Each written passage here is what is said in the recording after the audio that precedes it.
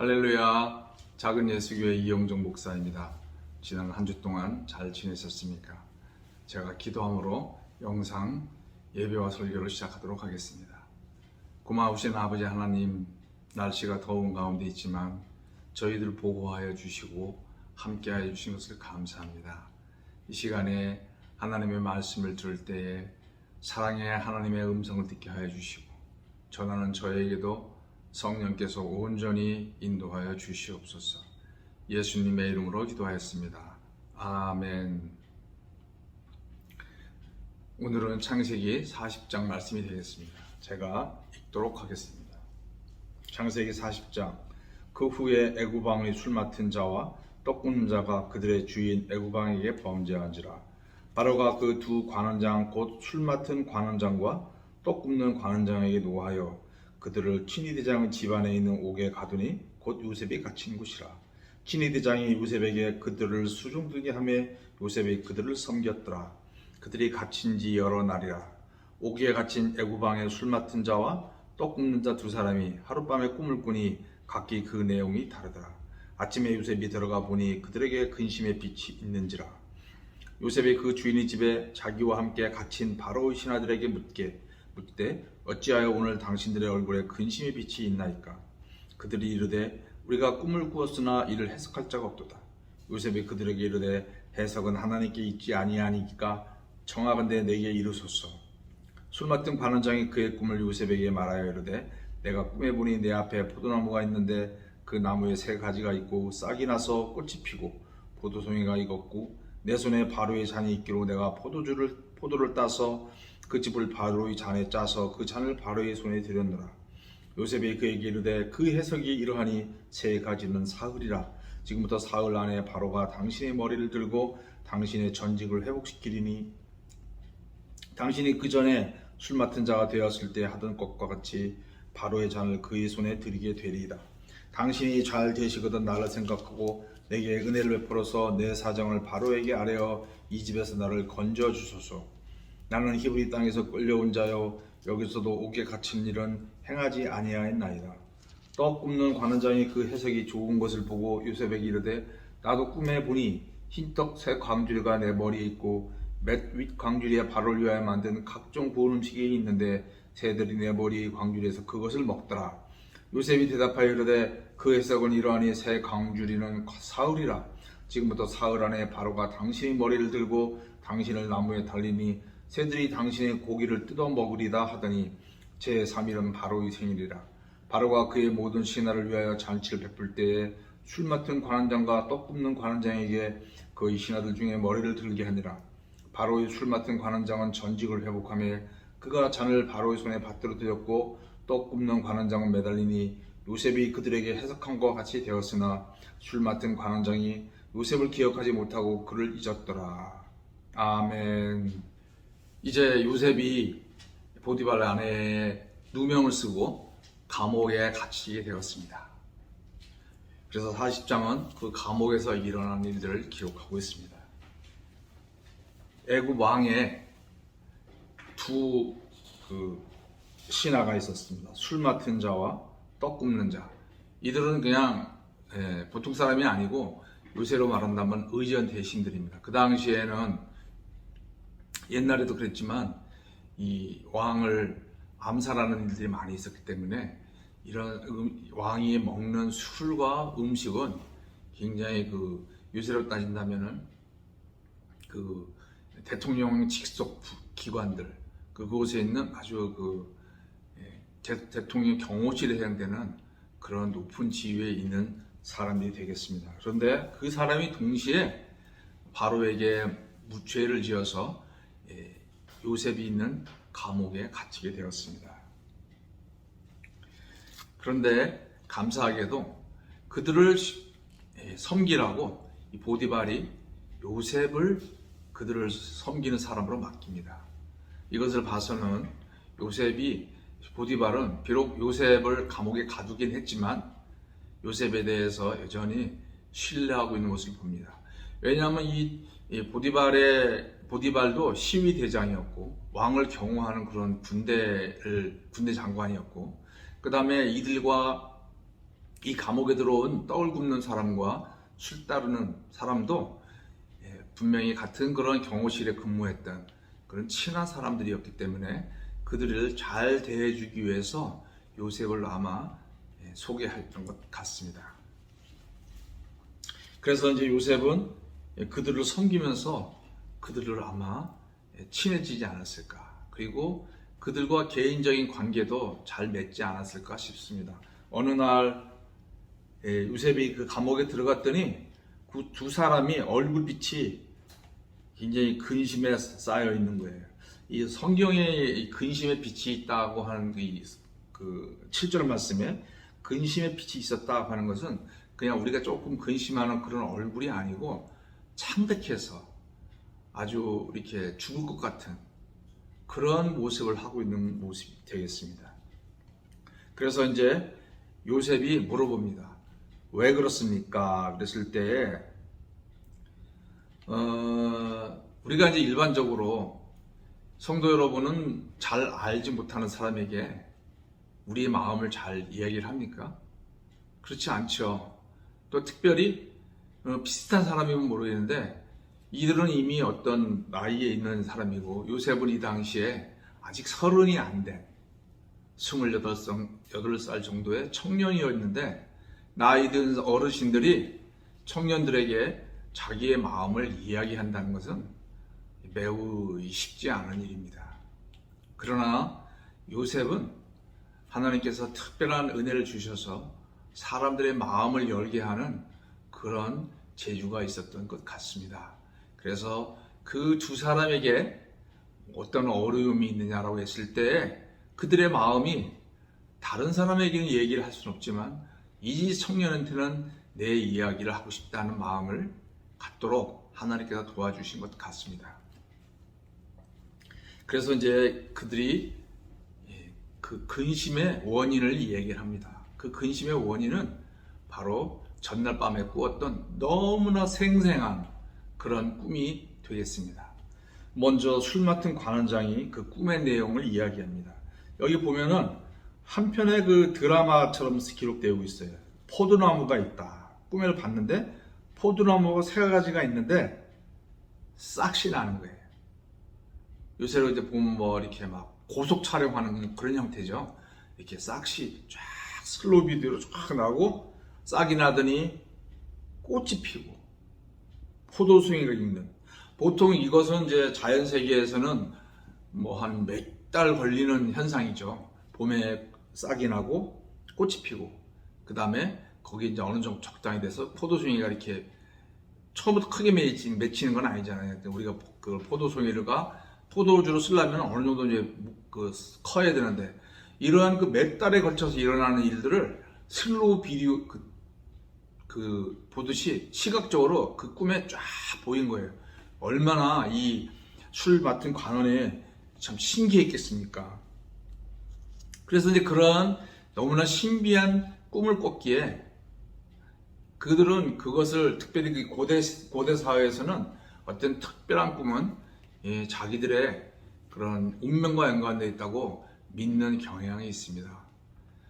그래서 이제 특별히 이 앞으로 3일 뒤면 이 바로의 생일이 일어나는데 그 생일 때 보통 그 감옥에 갇혀 있던 사람들을 데려다가 다시 재판을 하고 죽이거나 복직시키는 그런 일들이 그 시대에는 많이 있었습니다. 그래서 이제 3일 뒤면은 자기들이 복직될 건지 아니면 죽을 건지 사실 이제 너무 조마조마하고 그 꿈의 내용이 무엇인지 너무나 그 궁금하고 자기들의 미래에 대해서 죽을 건지 살 건지 이런 그 운명과 연관된 내용들이었기 때문에 너무나 이제 그들이 두려움 가운데 있었던 거죠.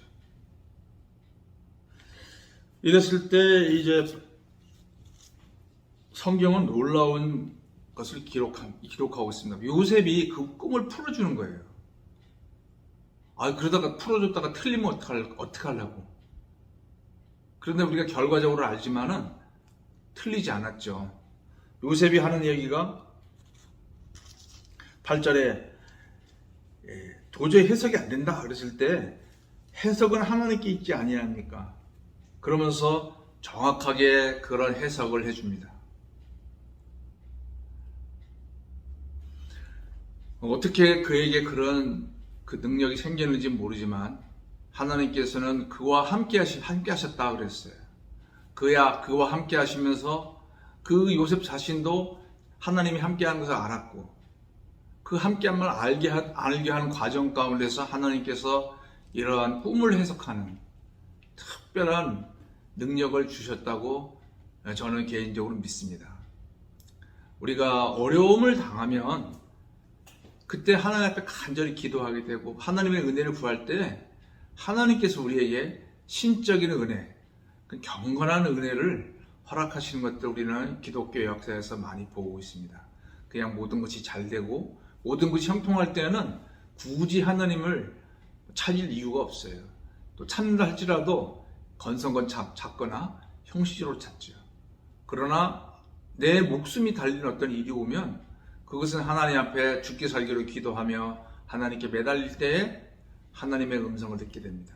성경에 있는 많은 저자들도 그러한 그 죽음의 상황에서 하나님을 경험한 내용들이 많이 있습니다. 성도 여러분의 상황은 어떠십니까? 강과 같이 평안하신 상황입니까? 그렇다면 그 가운데서 그런데 하나님의 함께 하심을 경험하고 계십니까?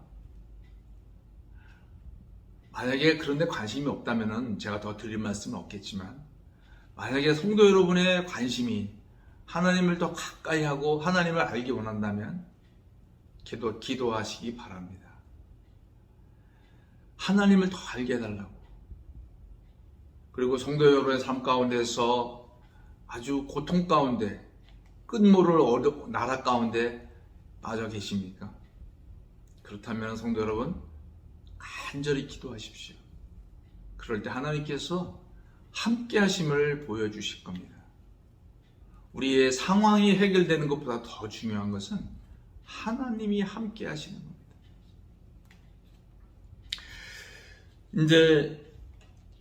그런데 이제 요셉이 13절의 이야기입니다. 그 꿈을 아주 확실하게 풀어주면서 분명하게 당신은 3일 뒤에 회복될 것입니다.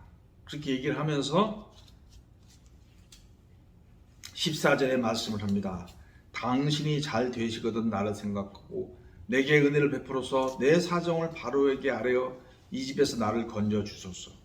나는 히브리 땅에서 끌려온 자여 여기서도 옥에 갇히는 일은 행하지 아니하였나이다.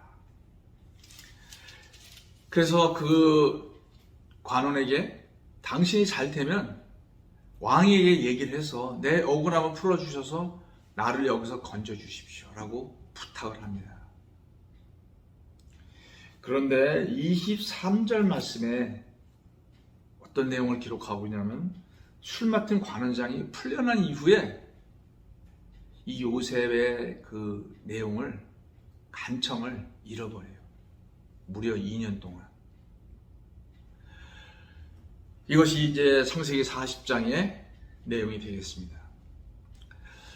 창세기 40장을 통해서 우리가 하나님께서 그 요셉에게 함께 하셨을 때 요셉에게 베풀어진 그 놀라운 영적인 능력.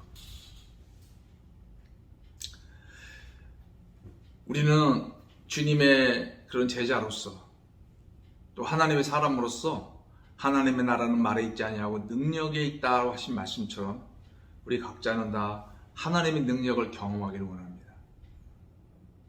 그리고 또 하나님께서 주신 어떤 특별한 은사를 갖기를 원합니다. 그런데 이 요셉이 가졌던 은사 얼마나 놀랐습니까? 다른 사람의 꿈을 정확하게 해석해 주는 꿈. 만약에 성도 여러분에게 이러한 능력이 있다면 여러분은 어떻겠습니까? 오늘 아침에도 제가 제 아내와 이런 얘기를 나눴습니다. 만약 당신에게 다른 사람의 꿈을 해석해 줄 수 있는 이런 능력이 생긴다면, 또는 다른 사람의 삶에 대해서 예언해 줄 수 있는 능력이 있다면, 근데 제 아내가 그러더군요. 아마 그런 능력이 있으면 더욱 교만해져서 정말 하늘 무른주고 날고 기고만장할 거라고 그러더군요. 감사하게도 이 요셉에게 하나님께서 놀라운 능력을 주셨지만 요셉은 그런 능력을 쓸 데가 없는 거예요. 사용할 데가 없었어요. 자기는 지금 감옥에 있는 거잖아요. 그랬는데 아니 천우 신조라 그러죠. 그래서 그런 하나님이 놀라운 능력을 주셨는데 마침 간수 두 명이 꿈을 해석해 달라고 그러는 거예요. 근데 꿈의 내용을 보니 그 사람이 풀려나는 거예요. 야, 잘 됐다. 그래서 그 사람의 꿈을 해석해주고 그 사람에게 부탁을 했습니다. 그런데 2년 지나도 감감소식이에요. 성도 여러분은 어디까지 낮아져 보셨습니까? 아주 이렇게 정말 낮아지고 낮아본 그런 경험이 있으신가요? 저 이영종 목사도 감옥에까지 들어가 본 그런 경험은 없습니다. 이 28세의 청년 요셉이 하나님과 동행하게 하지만 모든 것이 답답한 감옥에서 삶을 산다고 하는 것은 얼마나 힘든 상황이겠습니까? 풀려날 줄 알았는데 2년 동안 깜깜무소식이에요. 야, 그냥 여기서 계속 있는 건 아닌가 하는 그런 두려움이 앞섰겠죠. 왜 하나님은 2년을 기다리셨을까요? 우리가 한번 그 힌트를 잠깐 볼 수가 있을 것 같습니다. 13절 말씀에 14절에 요셉이 그 바로의 관원에게 부탁하는 이야기가 있습니다.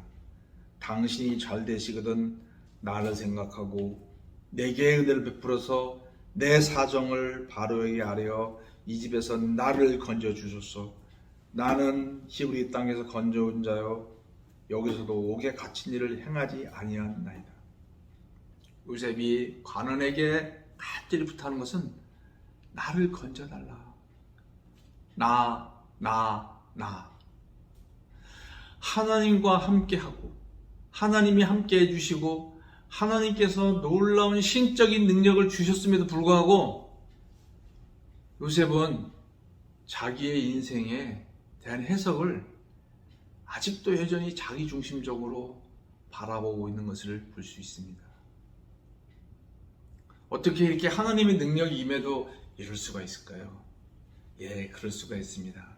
그 사람에게 또 놀라운 성경에 대한 지식과 또 참 방언이나 신유의 은사나 이런 것이 엄직이 있다 할지라도 그의 관점은 나나 신학이라고 합니다. 보통 자기 중심적인 관점에 사로잡힐 수가 있는 거예요.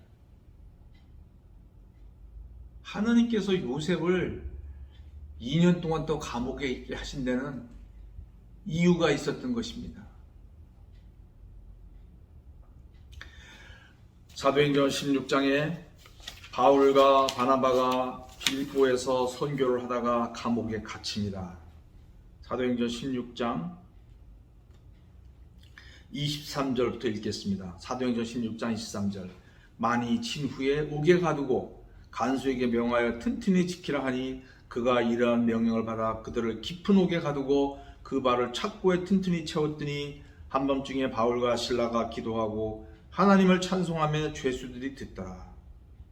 바울과 바나바가 하나님의 사명을 듣고 선교여행을 가는데 그만 빌립보 감옥에서 문제가 생겨서 옥에 갇히게 돼요. 그런데 성경에 보면 깊은 옥이라고 그랬습니다. 여기서 깊은 옥이라는 것은 지하 감옥인 거예요. 이 당시에 지하 감옥에 갇힌다고 하는 것은 재판도 안 받고 때로는 지하 감옥에 평생 있다가 죽을 수도 있는 그런 감옥입니다. 그래서 지하 감옥에 갇혔다는 것은 그리고 그 발을 착고에 요셉이 찾던 그 노예의 착고 그런 똑같은 거죠. 찾고 채워졌고 거기에 갇힌 거예요. 오늘날 뭐 구치소나 유치장 같은 곳이 아니고요. 지하 감옥. 혹시 재판관이 그때 갇혔던 사람 어떻게 됐지? 하라고 기억이 나서 불러내서 다시 재판하면은 혹시 살 소망이 있지만 만약에 재판관이 기억이 안 나서 그냥 부르지 않으면 거기서 그냥 죽어버릴 수 있는 그런 장소인 거예요. 자, 선교를 하다가 이런 곳에 들어갔습니다. 바울과 바나바는 어떤 마음이 들었을 거예요? 그들은 그곳이 무엇을 의미하는지 너무 잘 알았죠. 여기서 죽는 건 아닌가? 왜 하나님이 여기 우리 선교를 못하게 하실까?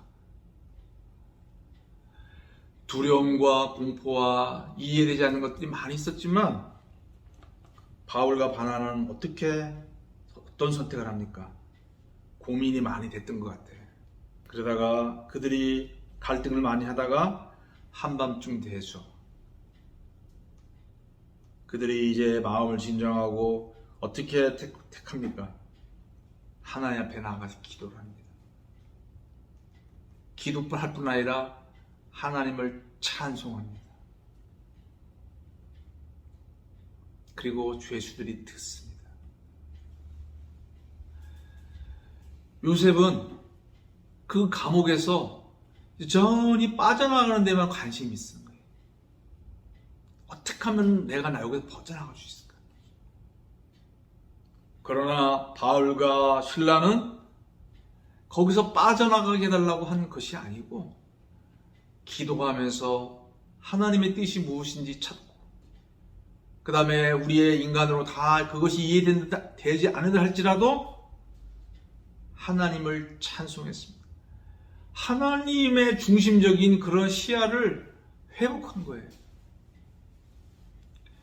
요셉은 하나님의 놀라운 능력과 함께 하심을 경험을 했지만 여전히 자기중심적인 신앙. 만약에 여기서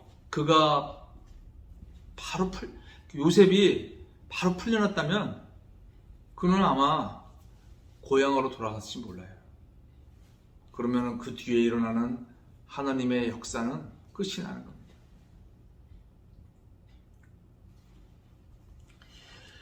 하나님께서는 요셉의 사건을 통해서 그냥 요셉으로 끝나는 것이 아니라 우리 그리스도인들에 대한 교훈을 말씀하십니다. 하나님께서는 이 요셉 사건을 보여주신 것은 우리에게 무슨 교훈을 말씀하고 계시겠습니까?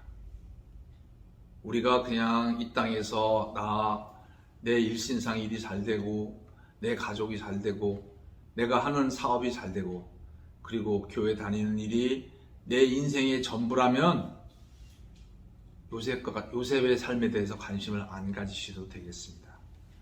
그러나 이 영상을 보는 분 중에 정말 내가 내 일생을 하나님을 위해서 살고 하나님과 동행하며 이 땅에서 그 신비로운 하나님을 경험하길 원하신다면 그리고 하늘나라에 갔을 때에 하나님으로부터 잘하였도다 착하고 충성된 종이라는 그런 칭찬을 받기 원하시는 성도님이 계시다면 반드시 알아야 할 사실이 여기에 있습니다. 하나님은 우리를 낮추시기 원하십니다. 우리에게 그리고 그런 가운데서 하나님의 은혜를 경험하기를 원하십니다.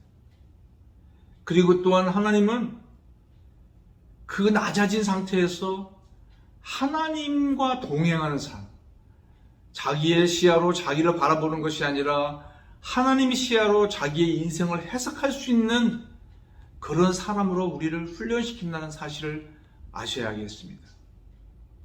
성도 여러분, 어려운 가운데 계십니까? 그것은 우연히 오는 것이 아니라 하나님께서 성도 여러분을 훈련시키셔서 하나님을 더 깊이 알아가고 하나님의 사람으로 변화되고 우리의 모든 생각과 우리의 모든 가치관이 하나님 중심적인 그런 사람이 되기를 원하시는 겁니다. 만약에 여전히 나중심적인 생각으로 살아간다면 우리는 하나님과의 일생을 동행하는 것이 그냥 막연한 하나의 그런 이야기가 될 수밖에 없습니다. 이 설교를 들으시는 우리 성도님들은 지금은 어떤 상황이 있을지 모르지만 평안하면 평안한 대로, 정말 어려우면 어려운 상태로 그곳에서 간절히 하나님을 찾고 부르짖으며 하나님을 정말 느끼면서 하나님의 뜻을 발견하면서 매일매일 살아가는 성도님들이 되시기를 간절히 구합니다. 지난 설교에 어떤 그 일제 앞잡이가 내가 독립될 줄 알았나, 내가 그럴 줄 알았으면 이렇게 안 살았지라는 그런 설교를 한 적이 있습니다. 성도 여러분, 천국과 지옥은 반드시 있습니다. 그리고 여러분의 삶에 대해서 그리스도인을 할지라도 하나님의 심판 앞에 서서 우리의 일생에 대해서 하나님은 심판하신다는 사실을 아셔야겠습니다. 우리가 경험적으로 학교 다닐 때부터 중간고사, 기말고사를 치죠. 내가 아무리 열심히 시험을 잘 보려고 해도 그 경향에 맞게 준비하지 않으면 시험 잘 칠 수가 없는 거예요. 내가 아무리 좋은 고등학교와 좋은 대학을 가려고 해도 열심히 하지 않으면 갈 수가 없는 거예요. 하나님은 이 땅에 있는 일들을 통해서 우리들에게 비록 그림자지만 영원한 하늘나라에 대한 심판에 대한 것들을 보여주고 계신다고 생각합니다. 성도 여러분, 아직 살아있을 동안에 하나님의 말씀대로 자신을 바라보고 하나님의 말씀대로 생각하고 하나님의 말씀대로 느끼고 하나님의 말씀대로 행하시기를 바랍니다. 저 이영종 목사도 그런 사람이 될 수 있도록 기도 부탁드립니다. 제 간증을 잠깐 나누겠습니다. 제가 대학을 졸업하고 선교에 헌신했을 때입니다. 선교를 헌신했는데 그 당시에 제가 일주일에 3일은 치과하는 걸 하려고 했고 일주일에 3일은 선교에 들으시려고 했는데 그렇게 해서 파트타임만 구하는 치과가 없었어요. 한 달, 두 달, 세 달, 네 달 시간은 흘러갔습니다. 저는 이제 집을 나오면서 독립을 하면서 부모님에게 손을 벌리지 않겠다고 결심을 했기에 제 힘으로 생활비를 벌어보려고 애를 썼습니다. 그러나 치과는 구해지지 않고 제 수중에 있는 돈 다 떨어져가고 여름에 단 한 벌 옷으로 여름을 났습니다. 성도 여러분은 아마 그런 경험이 있으신지 모르시겠어요. 여름에 한 벌로 어떻게 납니까? 날 수 있습니다. 저녁 때 땀에 젖은 것 빨고요. 그 다음에 밤새 빨랫줄에 걸어놨다가 덜 마른 거 그냥 입으면 됩니다. 그런데 이런 생활이 길어지는 거예요. 그랬을 때 마음 가운데 문득 불안한 생각이 들었습니다. 내가 주님을 위해서 사는 건 좋은데 내가 만약에 평생에 이렇게 살으라 그러면 어떡할까? 문득 두려운 생각이 드는 거예요.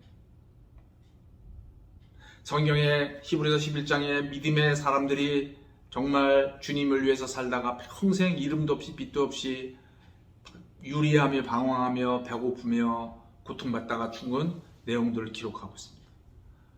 물론 좋긴 하지만 나보고 평생 그렇게 살으라고 하면 내가 지금 당하고 있는 이 고통을 평생 살아야 한다면 살으라고 한다면 내가 아멘 할 수 있을까? 그날 밤 주님 앞에 기도하는데 아멘이 안 나오는 거예요. 요셉도 2년의 그 감옥 생활 동안에 어떤 마음을 품었겠습니까? 어떤 마음이 들었겠습니까? 혹시나 하나님께서 형통케 하시더니 이 감옥에서 평생을 있게 하시려나? 바울과 실라가 감옥에 갇혔을 때에 그들도 그런 생각이 들었을지 모릅니다. 그러나 그분들은 그런 갈등이 있었을지 모르지만 곧 기도하며 하나님을 높입니다.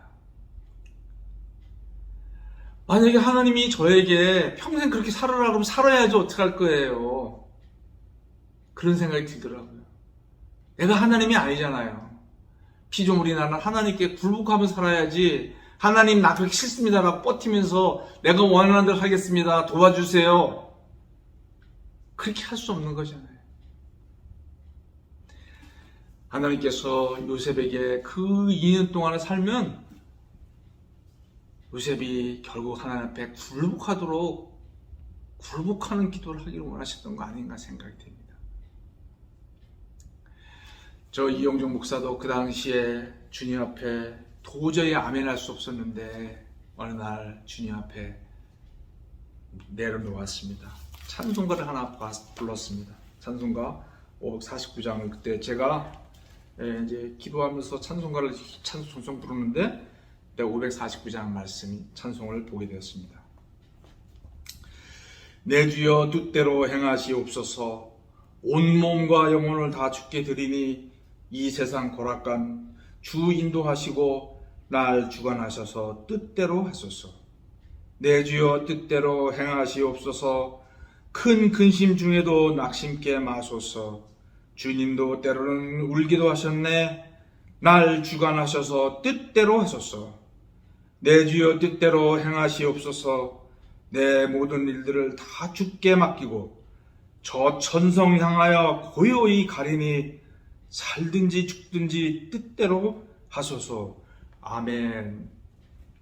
이 찬송을 부르는데 정말 눈물이 앞을 가려서 찬송을 부를 수가 없었습니다.